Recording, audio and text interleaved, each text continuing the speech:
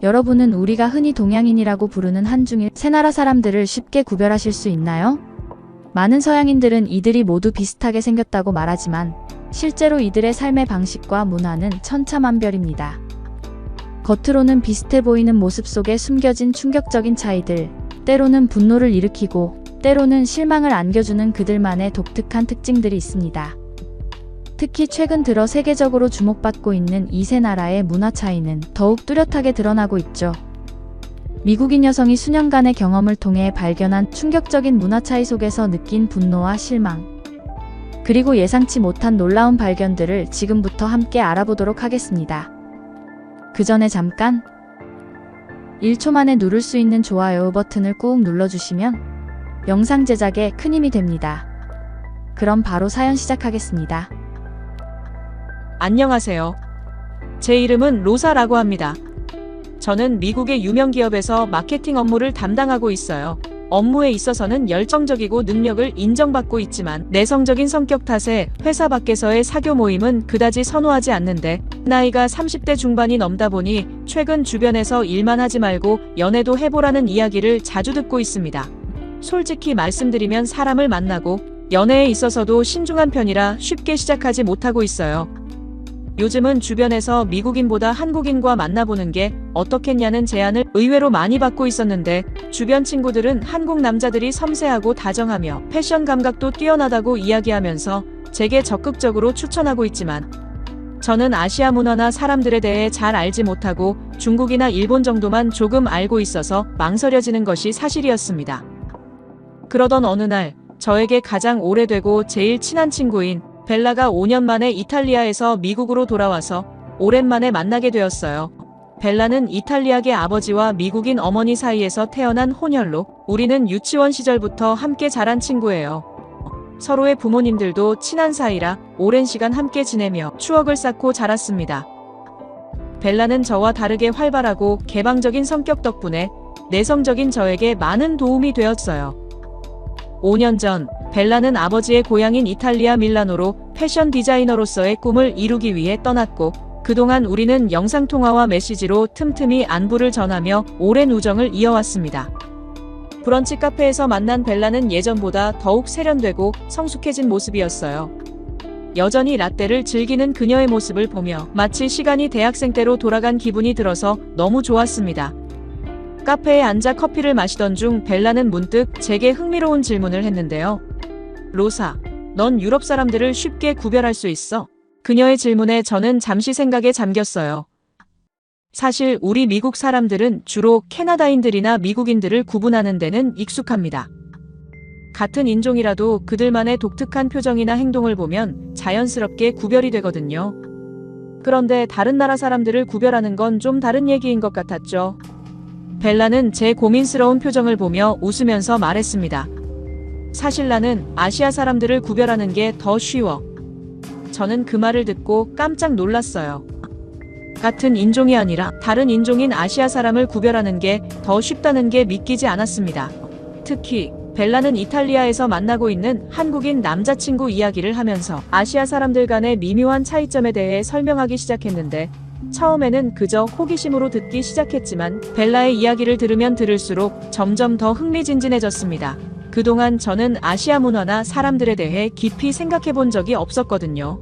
그저 드라마나 영화에서만 봤던 피상적인 이미지뿐이었는데, 벨라의 생생한 경험담을 들으면서 제 안에 있던 편견들이 하나둘씩 깨지는 걸 느낄 수 있었어요. 그녀는 한국, 중국, 일본 사람들의 특징과 문화적 차이점들을 자신의 실제 경험을 바탕으로 설명해 주었습니다.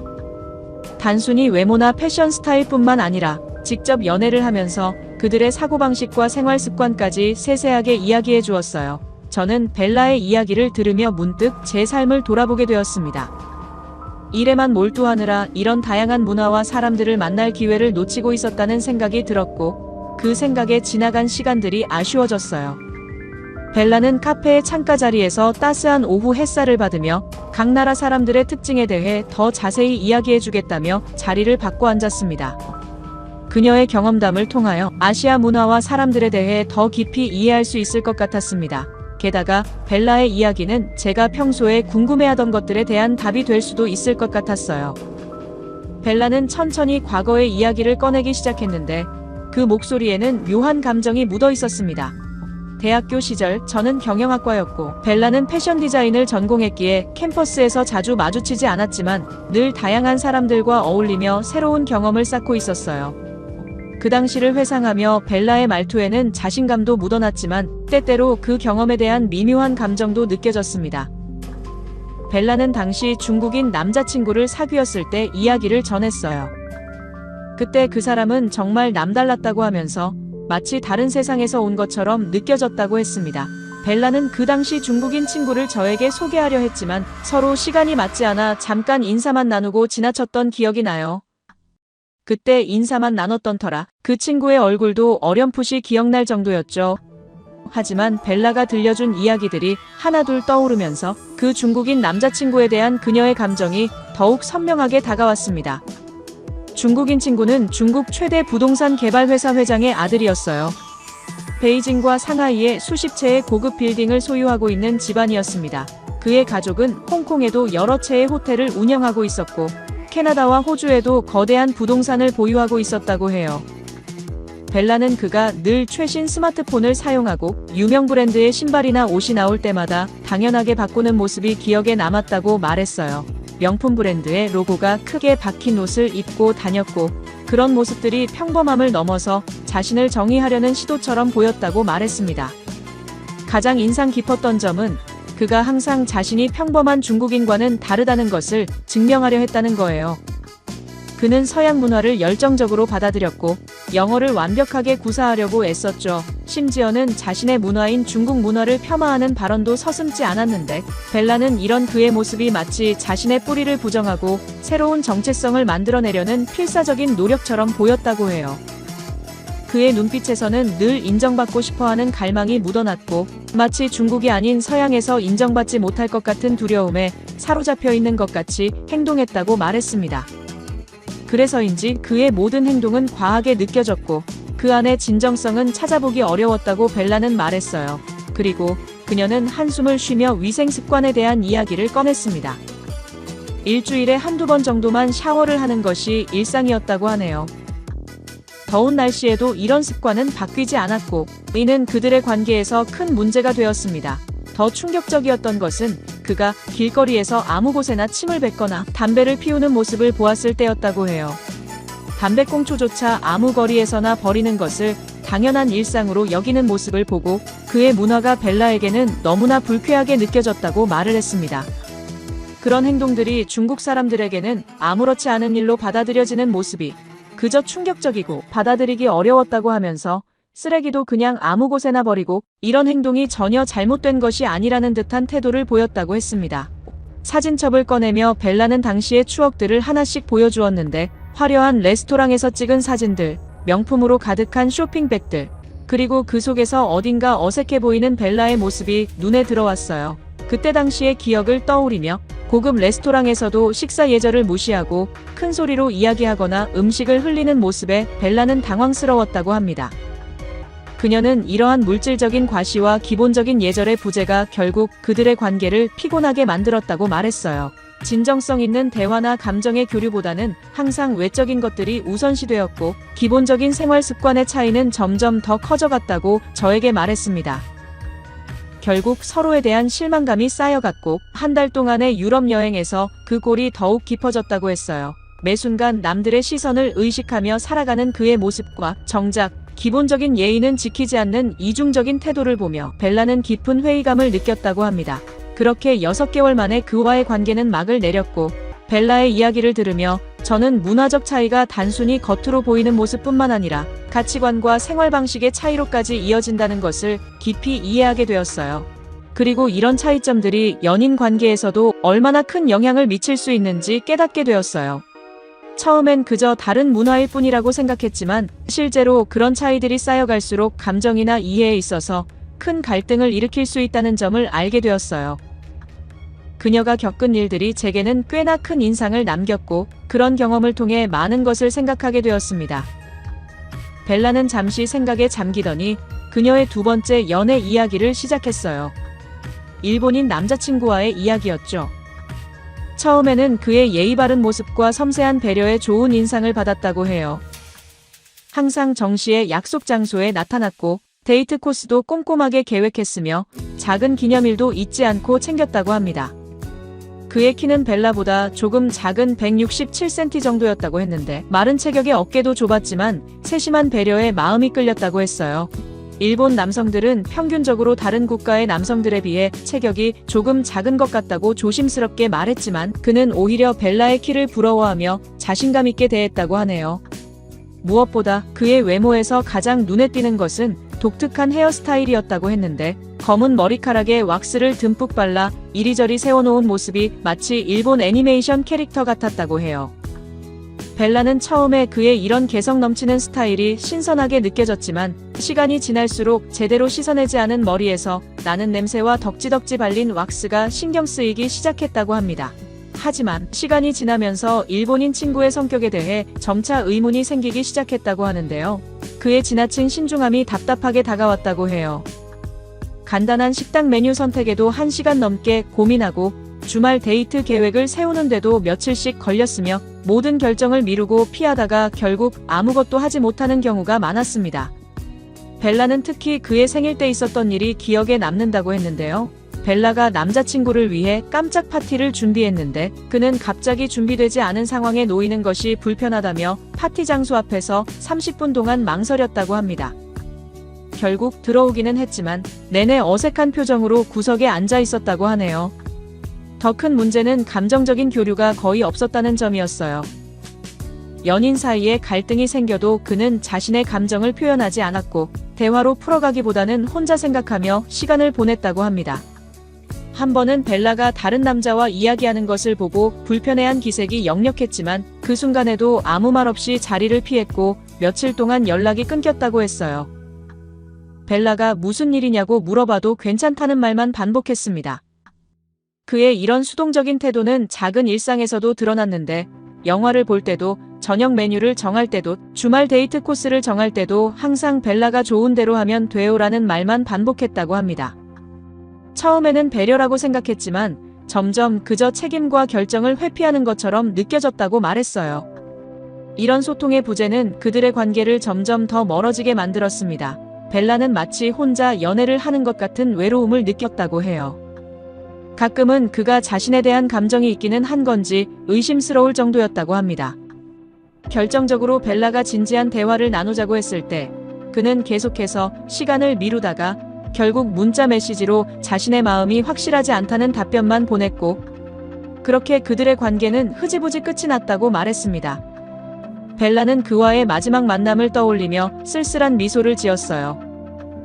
평소처럼 카페에서 만났고 평소처럼 조용히 커피를 마셨으며 평소처럼 무의미한 대화를 나누다가 헤어졌다고 합니다. 그녀는 이제 그 시간을 지나온 자신의 모습에 교훈을 삼았다고 해요. 감정의 교류 없이 형식적으로만 이어지는 관계를 정리할 수 있는 용기가 생겼다는 점에서요. 그리고 그 경험이 지금의 자신을 더 성장시켰다고 말했습니다.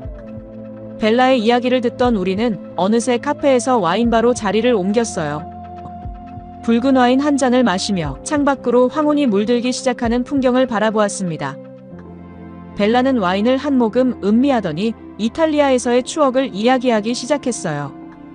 밀라노에서의 5년은 그녀에게 완전히 새로운 삶이었다고 했는데 좁은 골목길마다 숨어있는 작은 레스토랑들, 매일 아침 풍겨오는 갓 구운 빵 냄새, 예술을 사랑하는 사람들의 열정적인 대화, 그리고 패션 디자인을 공부하며 보낸 열정적인 시간들까지 그녀는 그곳에서의 모든 순간이 마치 꿈만 같았다고 하네요.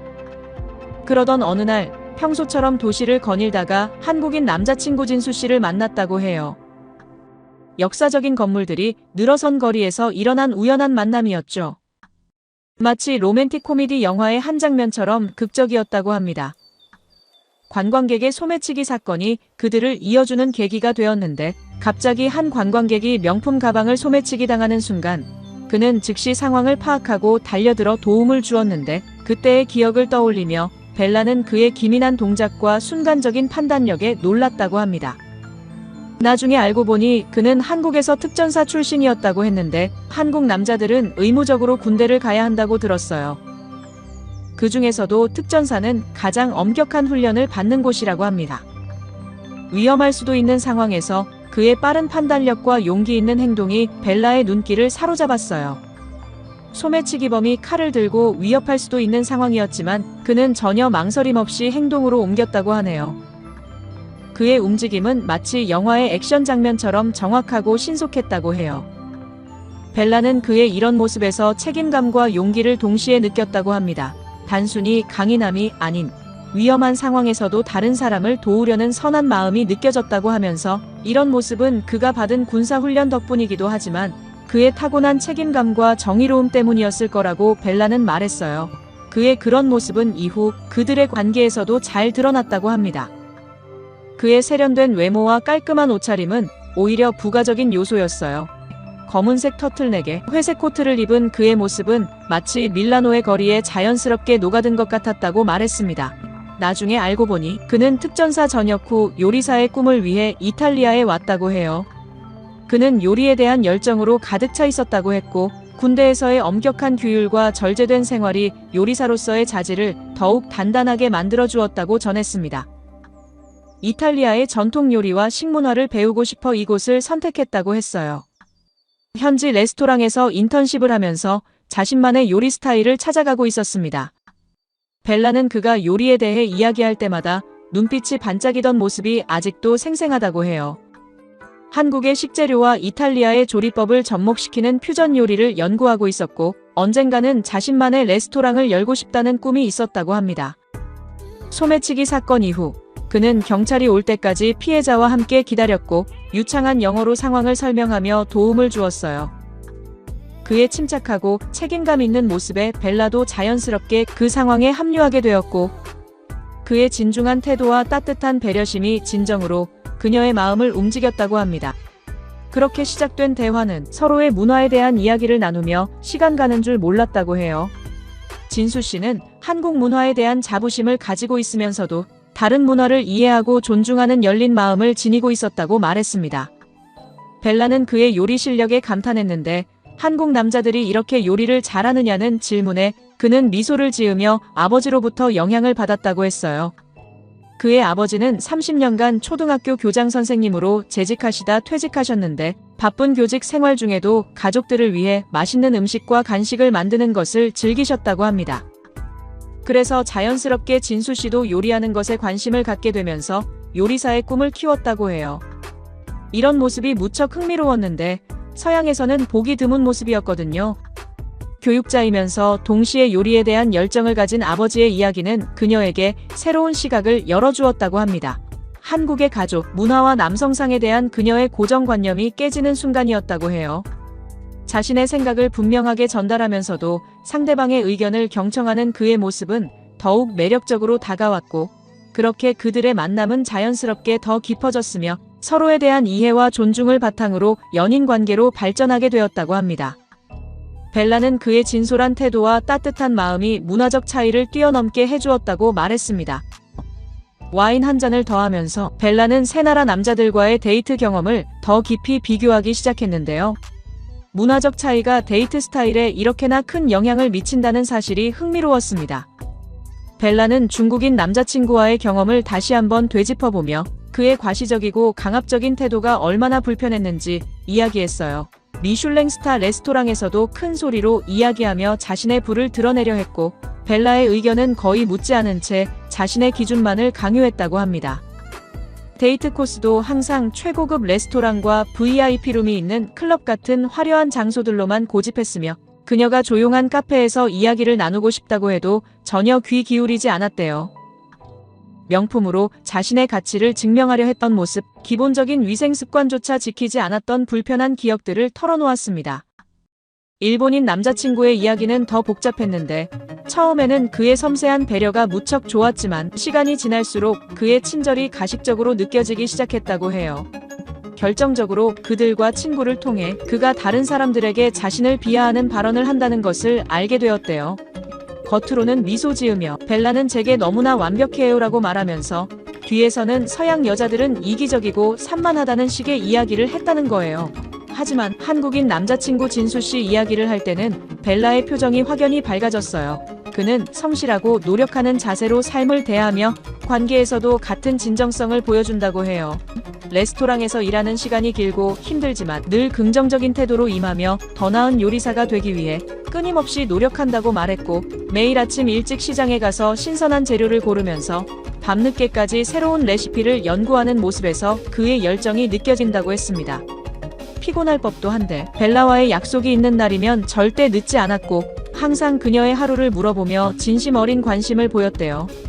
가장 인상 깊었던 것은 그의 가족관을 이야기할 때였는데, 바쁜 와중에도 주말마다 한국에 계신 부모님과 영상통화를 했고 동생들과도 수시로 연락하며 가족 간의 끈끈한 관계를 유지하는 모습이 무척 믿음직스러웠다고 합니다. 이런 그의 모습에서 관계를 소중히 여기는 따뜻한 마음이 느껴진다고 했어요. 그는 자신의 문화를 사랑하면서도 다른 문화를 존중할 줄 아는 균형 잡힌 태도를 가지고 있었습니다. 이탈리아 요리를 배우면서도 한국 음식의 맛과 철학을 잊지 않았고, 두 나라의 음식 문화를 조화롭게 접목하려 노력했다고 합니다. 와인잔이 비워질수록 벨라와의 이야기는 더욱 솔직해졌고, 저는 그녀의 경험담을 들으며 문화적 차이가 연애에 미치는 영향에 대해 깊이 생각하게 되었어요. 서로의 연애관과 이상형에 대한 이야기를 나누다 보니 제 안에서도 한국 남자들에 대한 호기심이 자라나기 시작했습니다. 그동안 편견과 무지로 인해 알아보려 하지 않았던 것이 조금 후회스러워졌고, 듣다 보니 저도 모르게 한국 남자들에 대한 호기심이 커져갔어요. 벨라와의 대화 끝 무렵, 그녀는 의미심장한 미소를 지으며 진수 씨의 친구를 소개해주고 싶다고 말했습니다. 그의 절친한 친구도 얼마 전 밀라노로 요리 공부를 하러 왔다고 했는데 미국으로 온다고 하더라고요. 벨라는 한국 남자들의 장점에 대해 더 자세히 이야기해 주었는데, 그들은 목표를 향해 끊임없이 노력하는 성향이 있다고 해요. 진수 씨처럼 자신의 꿈을 위해 해외까지 나와 공부하고 그 과정에서 겪는 어려움도 긍정적으로 이겨내는 모습이 감동적이었다고 합니다.